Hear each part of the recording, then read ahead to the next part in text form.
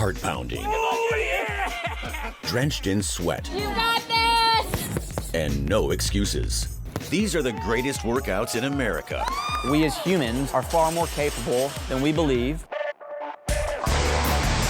No matter the odds, Think about the end result. get out there and get going. We're gonna start with 45 minutes. This is Pumped.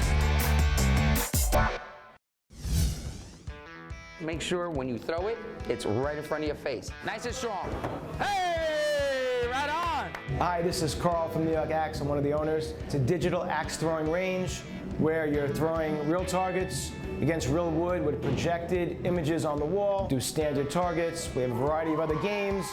Tic-tac-toe, Connect 4. You can even throw at zombies. Definitely come check it out. It's really a fun time. Great for families to come down, do corporate events during the week. Check it out.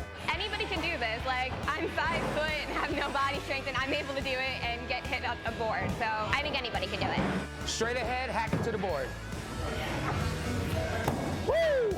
Almost. Let's get it again, buddy. I saw a place in Brooklyn, thought to myself, why is there none of these on Long Island? I did a little research, and a couple of years later, here we are. Definitely safe. The instructors really show you what to do. They walk you through the whole process, so there's nothing to be worried about. Pretty much once you come in, you're part of the crew. When you come in, you're greeted at reception. You come into the training room, you learn the basic safety, you learn the basics on how to hold the axe, how to throw it, and you're brought to one of the lanes. There's a coach in every lane that is assigned to you, so they stay with you the whole time, teaching you, correcting you, just having fun with you. They're working the scoreboard also, so it's not a manual thing, it's all digital as well. Oh, ring the bell, ring the bell. You gotta ring that bell. People get it pretty quick. You know what I mean? They don't get the bullseye right away all the time, but they get it pretty quick. It's fun for me and my friends. I'm going to come back here with my family, and it would be hilarious, all of us screaming at each other. So I think anybody can have fun here. I think it'd be cool for kids, too. I think anybody. Up next, The very best philosophy is when we live to give love with generosity, giving consciously and constantly. When we all give love, there's no stopping. Tonight is people from different countries come around and we dance, and people giving love and kindness to other people who are different and uniting all around the world. Basically giving kindness to other people. Dance to Unite is a non-profit organization based in New York City. And our mission is to teach and to celebrate cultural diversity through dance and also conversations. We partner with after-school programs, and right now we happen to be at PS64 under Educational Alliance. We are guests in their home. We come here, we unite with them. Dance to Unite is not just about teaching unity within the kids, it's also about unity with the staff, with the school, with everyone. So we work together, we partner. It's been going on for 11 years now, I know. It's been a long time. And I've been doing it because my background is dance and education as well. I've been volunteering for years and years. My passion was always to give back. So we do it 5 days a week, 5 to 6 days a week. It's mainly elementary and middle school. We don't go to high school yet. The structure always starts with what we call circle talk. Usually the kids sit with the teacher and they discuss a value, a word of the week, and then they get into the dance. We have like word of the week and stuff, and the words of the week is showing kindness. We stayed virtual, but this is the only class that was on the ground, so it's a very special class. I believed from just the way the program works, I believe that we have something engaging, that even though the teachers are via Zoom, we could make it work. We can excite them. We know, the population that we serve, and we know that it's been even harder for them during the pandemic. So if the after schools could pull it off and bring the kids into the facility and get a class together, we will do it. We'll figure out a way to accommodate and give those kids, they deserve so much, some happiness and also good education. The name of the song is Give Love. And the reason, when thinking about how do we take a regular Dance to Unite class on the ground, when we have teachers from different backgrounds and different dance, how do we bring it into the virtual world? And how do we make it work? And how do we make sure that the kids also get the message of the program? I said, wow, this song really embodies all that the Dance to Unite stands for. It even has the words of the week that we teach. It has the word giving and love and unity and bonding, respect. So this is all the values that we teach the kids. What if they dance to all those words, and it kind of gets even more ingrained into their mind? And it worked. If anyone wants to join us, if they have passion for education, you can Google us. It's very easy. It's Dance to Unite, DANCETOUNITE. All the information is online. We're on Instagram. People can take a look. And if you're interested, email info@dancetounite.org. And we'll be happy to have anyone that has passion for dance and education. You're watching Pumped. Go! I'm Noah Lamb. I'm the head coach and founder of the Lightning Warriors. We're here to help kids get involved with the sport of triathlon, getting as many kids involved as possible, making sure it's inclusive for all kids, having the families get involved, making a bigger community so that they can be supported, and just mostly have fun. 1, 2, 3, Lightning Warriors! I was doing a lot of running, and one day my friend decided to do an Ironman, and I thought that was crazy. That started the whole thing in terms of me thinking about triathlon. One day I woke up in the hospital from a seizure, from sleep deprivation. From there I really thought about doing something that I never thought I could do before. So I started going down the road, more triathlons. So you're gonna start running as fast as you can. Once it gets too deep, see if you can start dolphining. And then once there's enough room, then you can start swimming, all right? I felt that I've gotten so much from it. And then I started getting my son involved. We had some kids join us for like a little race that we set up. And my kids were in it. And from there, it was like, okay, we'll get them more involved with it. But it was really when my son started showing a lot of progress and a lot of confidence from doing it. And he was asking for more competition. I was nervous. It takes a lot of courage to keep doing it all, and I train every single day. I feel great. I feel really good about myself, and I feel healthy and confident. I love seeing her develop her self-confidence because it was definitely lacking, especially with the year that just passed. It helped her really understand how athletic she is and how strong she is and what she can accomplish. Lightning Warriors is a program that's free to all kids. I wanted to make sure that we reduce any barriers for kids that want to get in, any families that want to get involved. And so all the coaches are volunteers, the board members are volunteers. If there's a child that tells us that they don't have a bike or a proper bike, if there's a need, we'll be able to meet it. Make sure you move out of somebody's path if you're in someone's path. These kids are like sponges, right? So it's so fun to see them learn all these skills and like they master them. When I learned how to do these things, I was like 30 years old. So it's crazy to see them do these things. They're so young and they pick everything up so quickly. So it's been really fun to watch their progress. I think it's just amazing how something that never thought of doing can become reality. And I think triathlon provides that avenue or access to doing something extraordinary. Up next, Ahalia, considering she really doesn't use anything from her hips down, it's a marvel to watch her create propulsion. And later, they're building their stamina for the 5K. They complete the 5K, and now they've learned how to set goals, work towards goals, and achieve goals. You're watching Pumped. I swim middle distance freestyle, 400 free, and the 200 IM. I was born with a disability called arthrogryposis amyoplasia, and it's a musculoskeletal disorder that affects my legs. So it causes muscle weakness and joint restrictions. I can't really move my ankles at all, and my knees only bend to 90 degrees. My hips are also dislocated, so I have difficulty like walking long distances, and I use my wheelchair to get around mostly. I swim Division I with the Rice swim team, and I love my team so much. Everybody is super supportive, and we're all just one big family. We all have like similar goals, and being able to travel with them and compete is just really, really fun. Ahalia, considering she really doesn't use anything from her hips down. It's a marvel to watch her create propulsion and so much power with her upper body. I'll be competing at Paralympic trials at the end of June in Minneapolis, and from there, based on how I swim, they'll pick the team for the Tokyo Paralympics, and I really hope that I can swim fast enough to qualify. Growing up, I was surrounded by sports. I played soccer and softball, and I did golf lessons, and I just always loved sports, and they always gave me a sense of belonging. When I found swimming, it was just really awesome because I just love sports so much, and I'm just a really competitive person. I used to play soccer and softball, but eventually the fields and the kids just got too fast, and it just became too hard on my legs.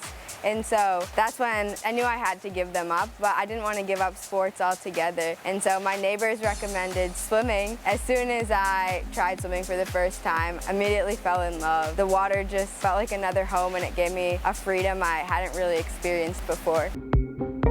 There's not too many para-athletes competing at the Division I level, and she's been willing to go for it. She shows up every day and really works hard and really has a purpose. The Summer Paralympics are huge. It's what I've been working for my whole life to prepare for the Paralympics and to qualify. I swim 6 days a week, twice a day, 3 days a week, and I wake up really early. I swim at 6 in the morning. Training with the swim team at Rice has really helped me prepare, and I'm really hoping that all the hard work pays off. I really feel like our team really respects and values people who are going to work hard and be positive, and she illustrated all those things when I met her. I think my determination has really driven me to be where I am. Just because I have a disability doesn't mean I'm any less able. It just means I'm differently able, and I might do things differently. Your disability doesn't have to hold you back. It can open up opportunities if you let it. I'm studying bioengineering at Rice, so I really hope to go to medical school and design medical devices to help other people with disabilities. I really hope that through my career and in the future that I can help others with disabilities. You're watching Pumped.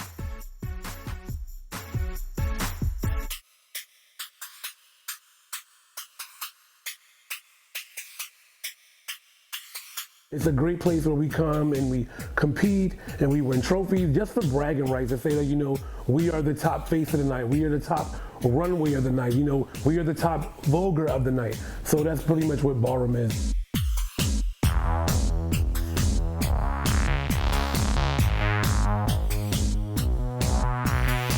Expression of queer movement. It's an expression of femininity. It's an expression of how your body kind of moves and cultivates with the beat. Face is a category that really talks about your skin, your teeth, your structure, your presentation, your attitude, how your garments are. It's really a lifestyle per se than just a category, because face is one of those vanity categories. It just talks about the beauty and celebration of what makes you unique, what makes your features stand out from someone else.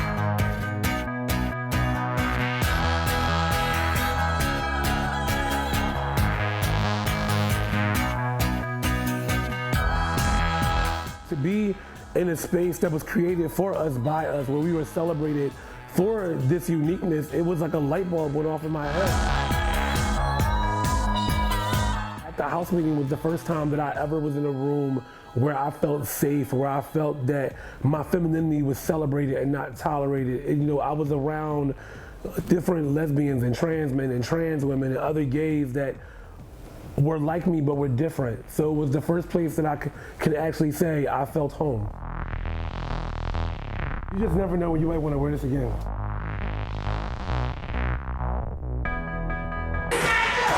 A world of curiosity and art that I never knew existed. They walked so that I can run, and I'm running so that the ones after me can fly. It's very important that we continue to pay it forward and to continue to acknowledge the culture of ballroom.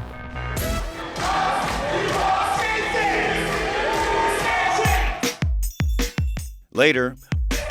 Our philosophy is to get more paddlers out on the water to awaken their love for paddling. Stand-up paddle, kayaking. People look at the Hudson, but they don't know how to get out there. You're watching Pumped. Urban Paddle is a great way for people to get out on the water on the Hudson. What we're trying to do here is we're activating the waterfront to have people who are beginners and up come out kayaking and paddleboard with us. All right, we're ready to go. Our philosophy is to get more paddlers out on the water to awaken their love for paddling, stand-up paddle, kayaking. People look at the Hudson, but they don't know how to get out there. We're the introduction to that. We teach you the basics on safety, paddle technique, and we also bring you out on our 1-hour tours for a beautiful view of Manhattan. Look at the view. Beginning with 1-hour tours, you have to go on the tour first, so it's a natural progression model. We want to teach you the basics and marine safety, like using radios, etc. You come out for a guided tour with a group up to 30, with about 4 guides. We show you where to go, where not to go, how to paddle correctly. The 1-hour tours are our Skyline tour and our Sunset tour. They begin here and they end here. They're beautiful. I mean, outside the cove here, you have a fantastic view of the Freedom Tower, Statue of Liberty. It's really a breathtaking view. We take you out there for a 1-hour trip and we come back. By the time you're done with that, you have all the basics you need to have to go out on your own.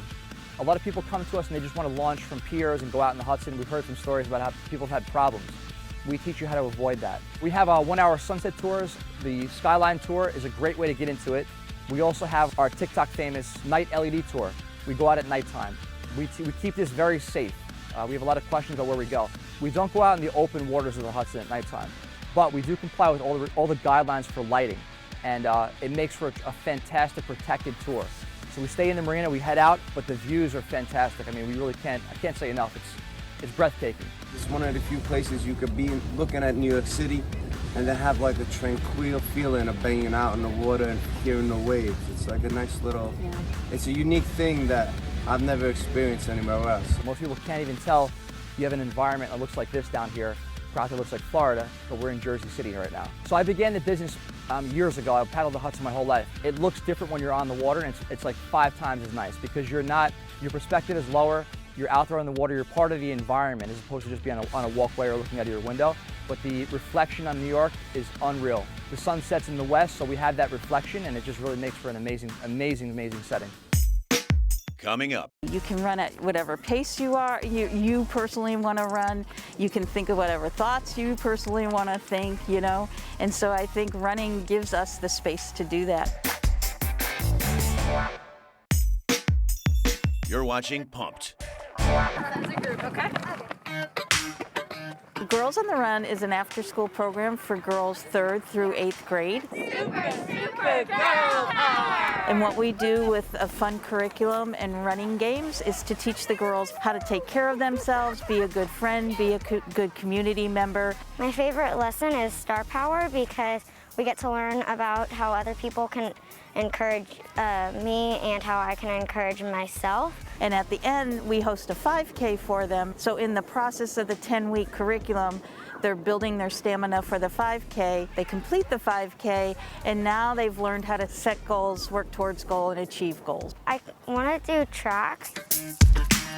I actually read about it in Runner's World magazine back in 1998 and said, this is the coolest program I've ever read about. We're awesome! We're awesome like awesome! I'm the mom of 3 girls, and so I threw it on my refrigerator, and 2 years later, the woman that founded the program, Molly Barker, was written up again in Runner's World, and I decided that was God telling me it was time to bring Girls on the Run Greater Houston to Houston.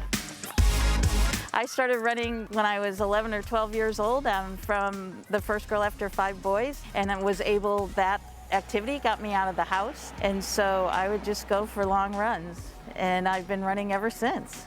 I'm Mary T. Callahan, and I am the CEO of Girls on the Run Greater Houston.